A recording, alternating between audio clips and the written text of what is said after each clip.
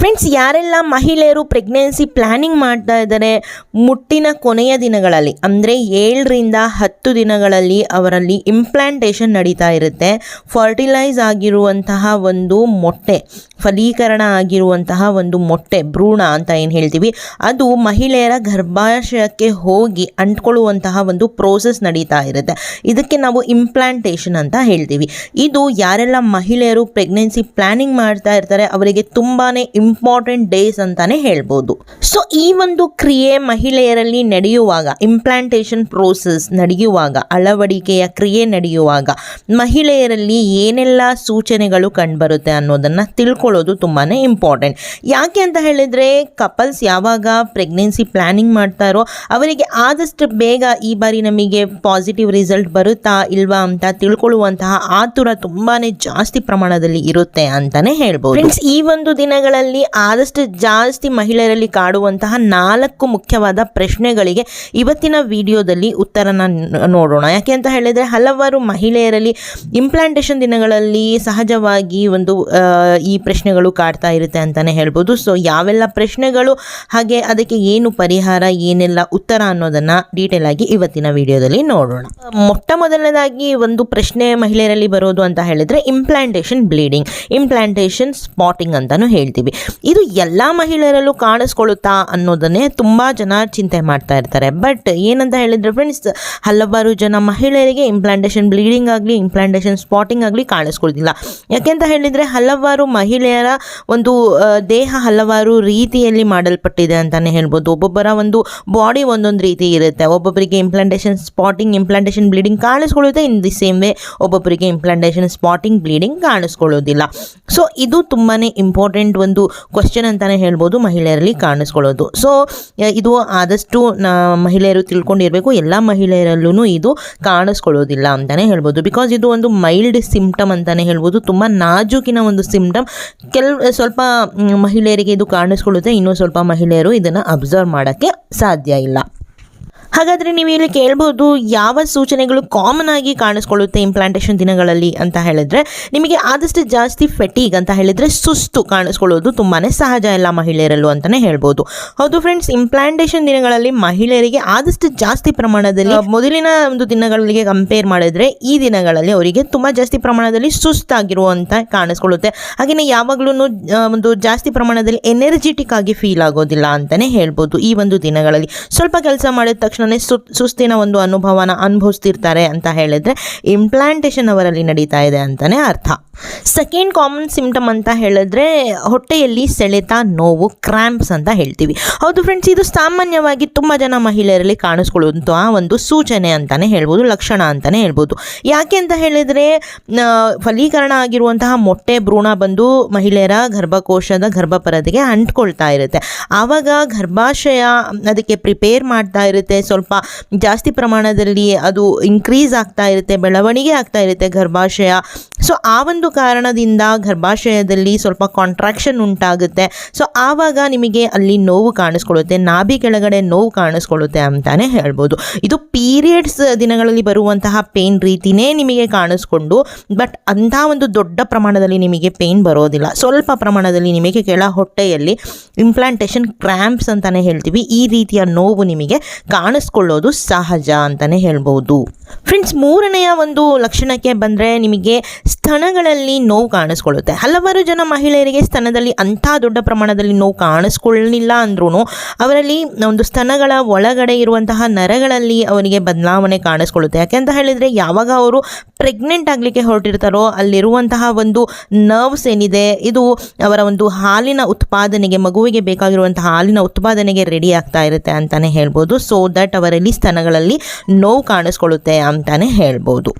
Friends, next ಬಂದರೆ ಮಹಿಳೆಯರಲ್ಲಿ mood swings ಆಗುತ್ತೆ ಅಂತಾನೆ ಹೇಳ್ಬೋದು. ಮೂಡ್ ಸ್ವಿಂಗ್ಸ್ ಅಂದರೆ ಏನು ಅಂದರೆ, ಒಂದು ಬಾರಿ ಇರುವಂತಹ ಒಂದು ಮೂಡ್ ಇನ್ನೊಂದು ಬಾರಿಗೆ ಇರೋದಿಲ್ಲ.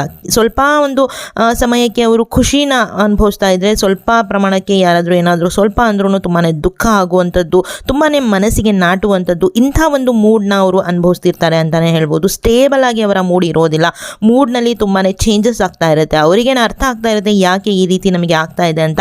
ಇದು ಕೂಡ ಇಂಪ್ಲಾಂಟೇಷನ್ ಒಂದು ಸಿಂಪ್ಟಮ್ ಅಂತಾನೆ ಹೇಳ್ಬೋದು.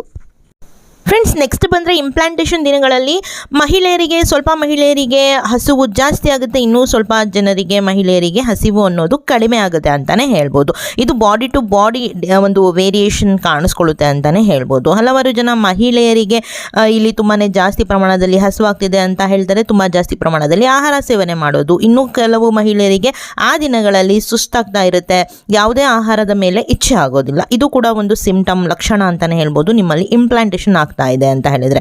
ಇವಾಗ ನೆಕ್ಸ್ಟ್ ಬಂದರೆ ಅವರಿಗೆ ಒಂದು ಸ್ಮೆಲ್ಲಿಂಗ್ ಸೆನ್ಸ್ ಅನ್ನೋದು ಜಾಸ್ತಿ ಆಗುತ್ತೆ ಅಂತಲೇ ಹೇಳ್ಬೋದು. ಏನಾದರೂ ಆಹಾರ ಅವರು ಅಡಿಗೆ ಮಾಡ್ತಾ ಇದ್ದಾರೆ, ಸಾಂಬಾರು ಮಾಡ್ತಿದ್ದಾರೆ ಅಂದರೆ ಜಾಸ್ತಿ ಪ್ರಮಾಣದಲ್ಲಿ ಅವರಿಗೆ ಒಂದು ವಾಸನೆ ಅನ್ನೋದು ಜಾಸ್ತಿ ಪ್ರಮಾಣದಲ್ಲಿ ಅವರಿಗೆ ಕಾಣಿಸುವಂಥದ್ದು.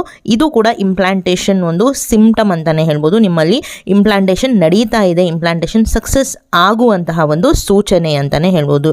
ಯಾವಾಗ ಮಹಿಳೆ ಪ್ರೆಗ್ನೆಂಟ್ ಆಗಲಿಕ್ಕೆ ಹೊರಡ್ತಾರೋ ಅವರಲ್ಲಿ ಒಂದು ಸೆನ್ಸ್ ಆಫ್ ಸ್ಮೆಲ್ ಏನಿದೆ ಜಾಸ್ತಿ ಆಗುತ್ತೆ ಅಂತಲೇ ಹೇಳ್ಬೋದು.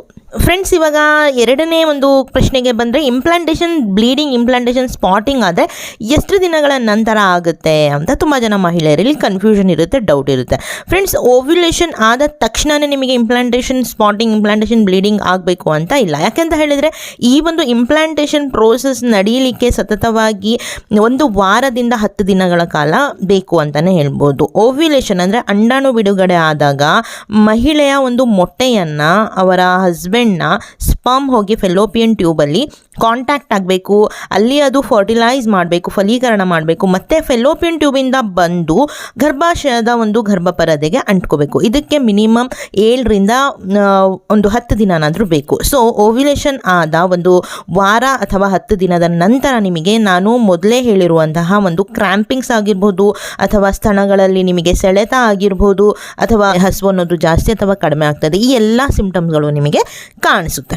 ಫ್ರೆಂಡ್ಸ್, ಇವಾಗ 3ನೇ ಪ್ರಶ್ನೆಗೆ ಬಂದರೆ ಹಲವಾರು ಜನ ಮಹಿಳೆಯರು ಹೇಳ್ತಾರೆ, ಮೇಡಮ್ ನಮಗೆ ನೀವು ಹೇಳುವಂತಹ ಎಲ್ಲ ಸಿಂಪ್ಟಮ್ಸ್ಗಳು ತಿಂಗಳಿನ ಕೊನೆಯ ದಿನಗಳಲ್ಲಿ ಬರುತ್ತೆ, ಬಟ್ ಆದಮೇಲೆ ನಮಗೆ ಪೀರಿಯಡ್ ಸಹ ಬರುತ್ತೆ ಅಂತ. ಇದನ್ನು ನಾವು ಪ್ರೀ ಮೆನ್ಸ್ಟ್ರುಯಲ್ ಸಿಂಡ್ರೋಮ್ ಅಂತ ಹೇಳ್ತೀವಿ.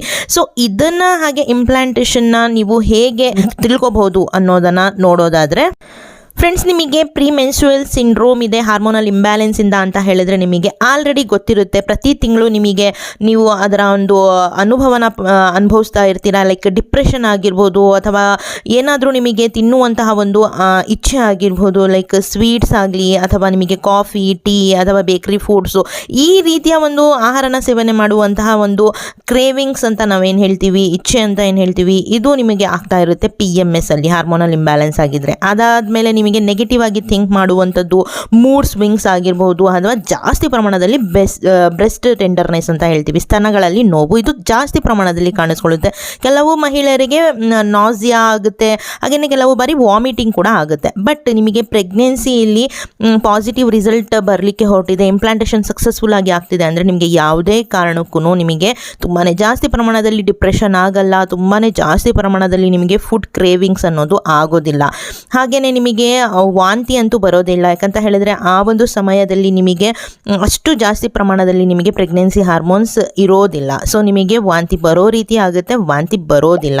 ಹಾಗೆಯೇ ನಿಮಗೆ ಬ್ರೆಸ್ಟಲ್ಲಿ ಸ್ವಲ್ಪ ಪ್ರಮಾಣದಲ್ಲಿ ನೋವು ಕಾಣಿಸ್ಕೊಳ್ಳುತ್ತೆ, ಜಾಸ್ತಿ ಪ್ರಮಾಣದಲ್ಲಿ ಬ್ರೆಸ್ಟಲ್ಲಿ ಅಂದರೆ ಸ್ತನಗಳಲ್ಲಿ ನೋವು ಕಾಣಿಸ್ಕೊಳ್ಳೋದಿಲ್ಲ.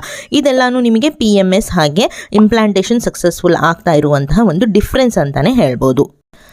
ಫ್ರೆಂಡ್ಸ್, 4ನೇ ಪ್ರಶ್ನೆಗೆ ಬಂದರೆ ಮಹಿಳೆಯರು ಹೇಳ್ತಾರೆ, ಮೇಡಮ್ ಇಂಪ್ಲಾಂಟೇಷನ್ ಬ್ಲೀಡಿಂಗ್ ಅನ್ನೋದು ನಮಗೆ 2 ದಿನ 3 ದಿನ ಆಗುತ್ತಾ ಅಂತ. ಖಂಡಿತವಾಗ್ಲೂ ಇಲ್ಲ ಫ್ರೆಂಡ್ಸ್. ಇಂಪ್ಲಾಂಟೇಷನ್ ಬ್ಲೀಡಿಂಗ್ ಅನ್ನೋದು ನಿಮಗೆ ಸ್ವಲ್ಪ ಪ್ರಮಾಣದಲ್ಲಿ ಕಾಣಿಸ್ಕೊಳ್ಳುತ್ತೆ, ಒಂದು ಪ್ಯಾಡ್ ಕೂಡ ನಿಮಗೆ ಫುಲ್ ಆಗೋದಿಲ್ಲ, ಜಸ್ಟ್ ನಿಮಗೆ ಸ್ವಲ್ಪ ಪಿಂಕಿಶ್ ಕಲರಲ್ಲಿ ನಿಮಗೆ ಬ್ಲಡ್ ಅನ್ನೋದು ಕಾಣಿಸ್ಕೊಳ್ಳುತ್ತೆ ಅಂತಲೇ ಹೇಳ್ಬೋದು. 1 ಡ್ರಾಪ್ ಅಥವಾ 2 ಡ್ರಾಪ್ ಬರುತ್ತೆ ಅಷ್ಟೇ ಹೊರತಾಗಿ ನಿಮಗೆ ತುಂಬಾ ಜಾಸ್ತಿ ಪ್ರಮಾಣದಲ್ಲಿ ಬ್ಲೀಡಿಂಗ್ ಆಗೋದಿಲ್ಲ, ತುಂಬ ದಿನ ಕಾಲ ಇದು ಇರೋದಿಲ್ಲ ಅಂತಲೇ ಹೇಳ್ಬೋದು. ಆ ರೀತಿ ನಿಮಗೆ ಆಗ್ತಾ ಇದೆ ಅಂದರೆ ನಿಮಗೆ ಮೇ ಬಿ ಪೀರಿಯಡ್ಸ್ ದಿನಗಳು ಅಥವಾ ಪೀರಿಯಡ್ಸ್ ಬರಲಿಕ್ಕೆ ನಿಮಗೆ ಸೂಚನೆ ನೀಡ್ತಾ ಇರುವಂತಹ ಒಂದು ದಿನಗಳು ಅಂತಾನೆ ಹೊರತು ನಿಮಗೆ ಇಂಪ್ಲಾಂಟೇಷನ್ ಆಗಿದೆ ಅಂತ ಅಲ್ಲ. ಇಂಪ್ಲಾಂಟೇಷನ್ ಆಗಿದ್ರೆ ನಿಮಗೆ ಕೇವಲ 1 ರಿಂದ 2 ಡ್ರಾಪ್ಸ್ ಮಾತ್ರ ನಿಮಗೆ ಬ್ಲೀಡಿಂಗ್ ಕಾಣಿಸ್ಕೊಳ್ಳುತ್ತೆ, ಸ್ಪಾಟಿಂಗ್ ಕಾಣಿಸ್ಕೊಳ್ಳುತ್ತೆ.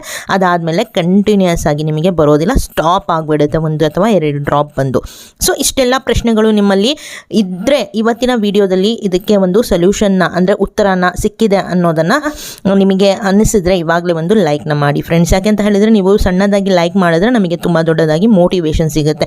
ಈ ಎಲ್ಲ ಒಂದು ಕ್ವೆಶ್ಚನ್ಗಳು ನಾನೇನು ಹೇಳಿದೆ ಇದೆಲ್ಲ ನಮಗೆ ಸಹಜವಾಗಿ ಕಾಮೆಂಟ್ಸಲ್ಲಿ ಕೇಳ್ತಾ ಇರ್ತಾರೆ. ಸೊ ಇದಕ್ಕೆ ಆನ್ಸರ್ನ ಕೊಟ್ಟಿದ್ದೀನಿ. ಸೊ ಲೈಕ್ ಮಾಡಿ, ಶೇರ್ ಮಾಡಿ, ಆದಷ್ಟು ಜಾಸ್ತಿ ನಿಮ್ಮ ಒಂದು ಫ್ಯಾಮಿಲಿ ಹಾಗೂ ಫ್ರೆಂಡ್ಸಲ್ಲಿ ಯಾರಾದರೂ ಪ್ರೆಗ್ನೆನ್ಸಿ ಪ್ಲಾನಿಂಗ್ ಮಾಡ್ತಾ ಇದ್ದರೆ ಅವ್ರ ತನಕ ಶೇರ್ ಮಾಡಿ ಅಂತ ಹೇಳ್ತಾ ಚಾನಲ್ನ ಸಬ್ಸ್ಕ್ರೈಬ್ ಮಾಡ್ಕೊಳ್ಳಿ. ಹಾಗೆ ಯಾರಿಗಾದರೂ ಪರ್ಸ್ನಲ್ ಆಗಿ ಅವರ ಒಂದು ಇಶ್ಯೂಸ್ ಇದೆ, ಪರ್ಸ್ನಲ್ ಒಂದು ಪ್ರಾಬ್ಲಮ್ ಇದೆ ಅಂತ ಹೇಳಿದರೆ ಅದಕ್ಕೆ ತಕ್ಕಂತೆ ನಮ್ಮ ಕಡೆಯಿಂದ ಟಿಪ್ಸ್ ಆಗಿ ಡಯಟ್ ಬೇಕು ಅಂತ ಹೇಳಿದರೆ ಈ ಒಂದು ನಂಬರಿಗೆ ನೀವು ಕಾಂಟ್ಯಾಕ್ಟ್ ಮಾಡ್ಕೊಳ್ಬೋದು.